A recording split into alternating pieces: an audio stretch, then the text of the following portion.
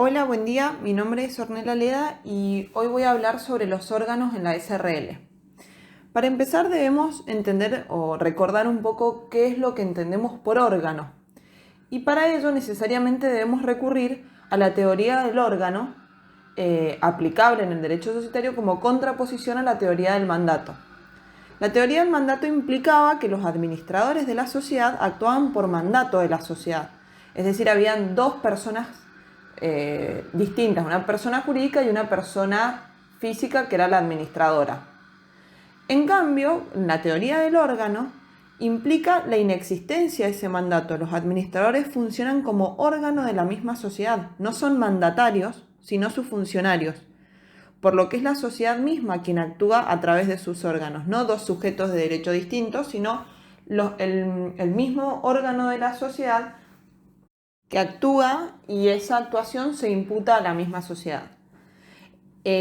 Colombres define al órgano como una estructura normativa que va a determinar cuándo y de qué manera la voluntad o hecho de un individuo o de varios individuos se le imputa a la sociedad.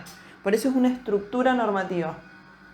¿Qué queremos decir con estructura normativa? Que es la misma ley quien va a determinar las funciones de cada órgano, es decir, la competencia del órgano, cómo se forma y funciona cada órgano y quiénes pueden formarlo. Cumpliendo con esos tres requisitos, es decir, las funciones, el cómo se forma el órgano y quiénes pueden formarlo, cumpliendo con esos tres aspectos, la decisión se imputa a la persona jurídica. Es decir, que si el órgano se conforma según la ley, se decide dentro de sus funciones o competencias y lo integran las personas que deben integrarla, esa decisión que se toma de ese modo se imputa a la persona jurídica. Podemos encontrar distintos órganos, ya adentrándonos un poco en nuestro tema, con funciones diferentes según el tipo social. ¿Por qué decimos según el tipo social? Porque de acuerdo al tipo social, la ley carga con más o menos requisitos para la formación o la actuación del órgano en particular. Es decir, de acuerdo al tipo, la ley dejará mayor o menor libertad contractual al respecto del funcionamiento de estos órganos o establecerá más o menos normas imperativas. Encontramos distintos órganos con funciones diferentes, como dijimos, según el tipo, órgano de administración y de representación, órgano de gobierno y órgano de fiscalización, que ya lo deben haber visto en los otros tipos sociales.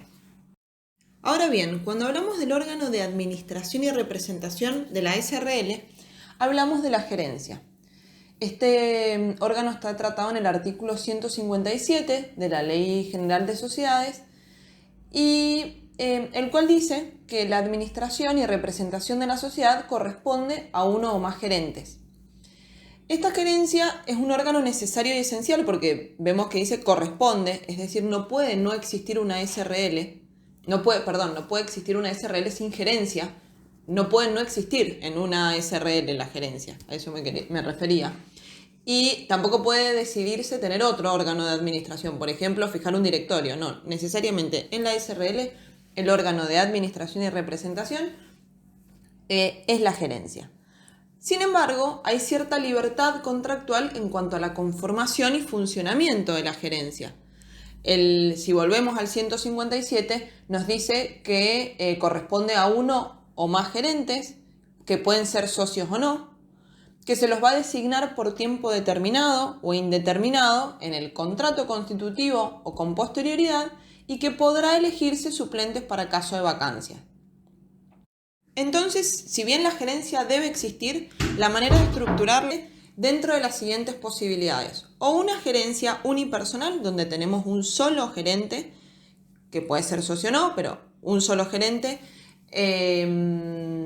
que aglutina las funciones de administración y representación de la SRL, o una gerencia plural, donde encontramos más de un gerente que pueden actuar de manera indistinta, en forma conjunta, en forma colegiada, o donde cada uno va a tener funciones determinadas. Es decir, que en el caso de la gerencia plural, el modo de funcionamiento pueden ser 4. En primer lugar, de manera indistinta, que esta es la norma supletoria, es decir, si nada dice el contrato constitutivo, se considera que la gerencia actúa en forma indistinta. Cualquiera puede tomar cualquier decisión. En forma conjunta, donde todos deben actuar a la misma vez y en el mismo sentido. En forma colegiada, donde deben reunirse con un quórum suficiente y tomar decisiones por mayoría, como sería en el caso del directorio plural, por ejemplo. Y otra posibilidad es que se le indiquen funciones determinadas a cada gerente. El modo en que sea conformada y estructurada la gerencia va a tener una estrecha vinculación en la forma en que van a responder esos gerentes. Si volvemos al artículo 157 de la Ley de Sociedades, nos dice que los gerentes van a ser responsables individual o solidariamente según la organización de la gerencia y la reglamentación de su funcionamiento. Continúa diciendo que si una pluralidad de gerentes participaron en los mismos hechos generadores de responsabilidad, el juez va a poder fijar en qué parte, digamos, la parte en que cada uno debe ser responsable y reparar esos perjuicios, atendiendo a la actuación personal de ese gerente. Y especifica que en el caso de gerencias que actúan en forma colegiada, se le van a aplicar las normas relativas a la responsabilidad de los directores.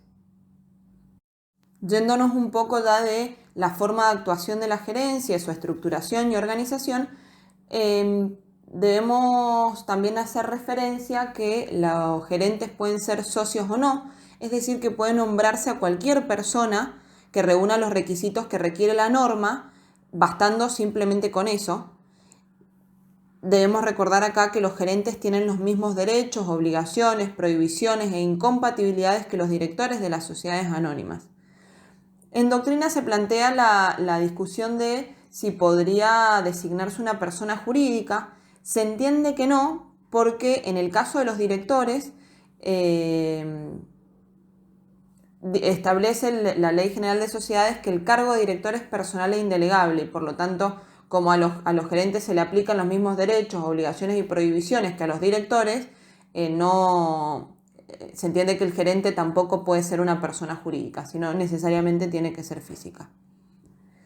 Respecto a la duración del cargo de gerente, el artículo 157 dice que pueden ser designados por tiempo determinado o indeterminado. Esta es una diferencia fundamental con las sociedades anónimas, donde en las sociedades anónimas el estatuto precisa específicamente por cuánto tiempo duran los directores y nunca puede subexceder de 3 ejercicios. En el caso de las SRL no tenemos esta exigencia. Los gerentes pueden ser designados por tiempo determinado o indeterminado, es decir, que hasta que renuncie, se lo remueva o sea reemplazado. Respecto a esta remoción que hablábamos, el principio general es que son siempre revocables. El cargo de gerente es siempre revocable. Es decir, que los socios pueden decidir la revocación de su cargo, salvo en cuanto el artículo dice que no puede limitarse la revocabilidad, excepto cuando la designación fuere condición expresa de la constitución de la sociedad. Es decir, que el principio general es que siempre se puede revocar el cargo de gerente, la designación, de gerente, salvo cuando la designación de una persona determinada para el cargo de gerente fuese condición expresa para la constitución de una sociedad.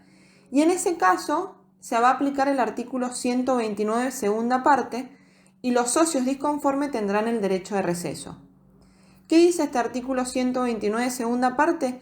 Que en el caso de existir justa causa para remover a un gerente,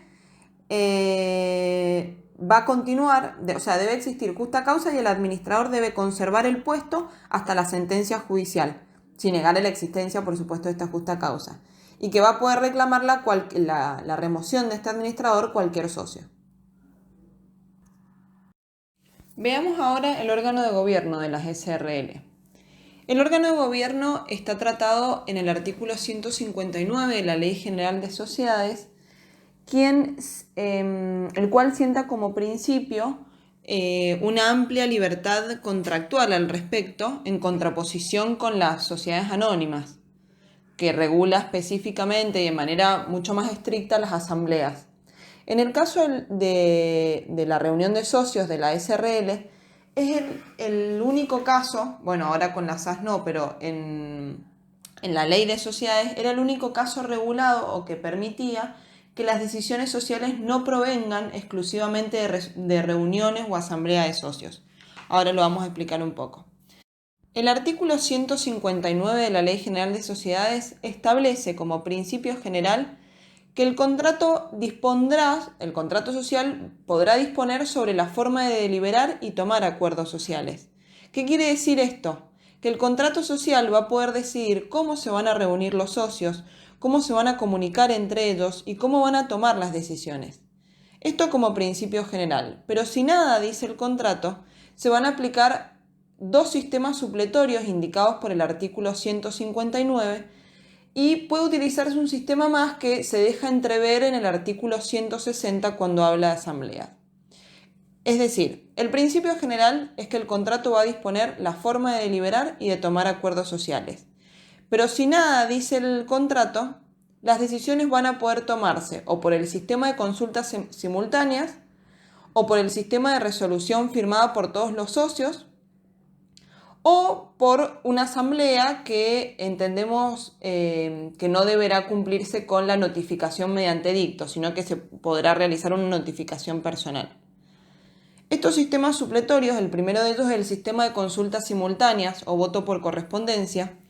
Es un sistema mediante el cual la gerencia cursa una consulta simultánea a todos los socios por un medio fehaciente y los socios, mediante cualquier procedimiento que garantice su autenticidad y en el plazo de 10 días, deben comunicar su voto. Este es un sistema supletorio. Otro de los sistemas supletorios es el sistema de resolución firmada, donde todos los socios toman una decisión y firman una resolución indicando el sentido de su voto. Esta es otra manera de tomar decisiones en la SRL. Y se entiende que hay un tercer sistema supletorio que es el de la asamblea. Las decisiones sociales podrían tomarse mediante asambleas y esta asamblea se deberá sujetar a las normas previstas por la sociedad anónima. Sin embargo, la notificación será personal o por otro medio, pero entendemos que no sería por edictos. Esa notificación no sería por edictos. Hay un caso que es obligatorio que la toma de decisiones en la SRL se haga por asamblea y es el caso del artículo 159, segundo párrafo, donde nos indica que las SRL que tengan un capital social que supere los 50 millones de pesos deberán aprobar sus estados contables mediante asamblea y que esta asamblea se sujetará a las normas previstas para la sociedad anónima, reemplazándose el medio de convocarlos por la citación notificada personalmente o por otro medio fehaciente. Lo que sí tenemos que tener en cuenta es que la obligatoriedad de tomar esta decisión por asamblea es solo para tratar este tema específico, es decir, para resolver sobre los estados contables de ejercicio en SRLs cuyo capital social supere los 50 millones de pesos. No para todos los casos, sino para este tema en particular y para esas SRL. En el resto de los casos se trata de un sistema supletorio. Entonces dijimos que el principio general es lo que dispone el contrato social en cuanto a la forma de deliberar y a la forma de tomar acuerdos sociales. Pero si nada dice al respecto, las decisiones van a poder tomarse o por medio de los sistemas supletorios de consulta o el de resolución firmada o por medio de una asamblea, la que, como ya dijimos, entendemos que no se aplica la notificación por edicto, sino que podrá ser una notificación personal o por cualquier otro medio, y que esta forma de adoptar acuerdos sociales en las SRL mediante asamblea es solamente obligatoria en el caso de que las sociedades de responsabilidad limitada alcancen un capital social superior a los 50 millones de pesos y exclusivamente para resolverse sobre los estados contables de ejercicio en esas sociedades. Ahora bien, en cuanto a las mayorías aplicables para la toma de decisiones, debemos diferenciar aquellas decisiones que implican modificar el contrato social como aquellas que no impliquen modificar. Aquellas decisiones que impliquen modificar el contrato social, el contrato va a determinar las reglas aplicables. Es decir, a lo primero que debo dirigirme es al contrato, a ver qué dice. Pero la mayoría, en el caso de modificaciones al contrato social, la mayoría debe representar como mínimo más de la mitad del capital social. Y si nada dice el contrato, se requiere el voto de las 3/4 partes del capital social. Además, el artículo 160 de la Ley de Sociedades nos impone un requisito bastante complejo, principalmente en sociedades de 2 socios, ya que requiere que para las modificaciones del contrato social, en caso en que un solo socio represente el voto mayoritario, requiere el voto de otro socio más. Respecto a las decisiones que no impliquen la modificación del contrato social, así como designación y revocación de administradores o de síndicos, las decisiones se adoptarán por mayoría del capital presente en la asamblea o que participe del acuerdo, salvo que el contrato indique una mayoría superior. Debemos remarcar la diferencia en cuanto a la base sobre la cual se va a tener en cuenta las mayorías. En el caso de modificaciones al contrato social, se tiene en cuenta el capital social, es decir, la mayoría se computa sobre el capital social. En cambio, en las decisiones que no modifiquen el contrato, es sobre mayoría de capital presente. Esa es una distinción a tener en cuenta. Y otra cosa a tener en cuenta es que si bien rige la libertad contractual y la autonomía de la voluntad de los socios para fijar las mayorías, establece pisos mínimos. En el caso de decisiones que modifiquen el contrato social, como mínimo, más de la mitad del capital social, y en el caso en que no modifiquen el contrato, como mínimo, mayoría del capital presente. Además de estos pisos mínimos, que son normas imperativas y las cuales los socios no pueden dejar de lado, existen otras referidas al órgano de gobierno en las SRL, como por ejemplo el artículo 161, que nos dice que cada cuota tiene derecho a un voto. Por lo tanto, no podría pactarse que una cuota tenga voto plural o que no tengan voto. También nos indica que los socios de las SRL tienen las mismas limitaciones personales que los accionistas de las SA.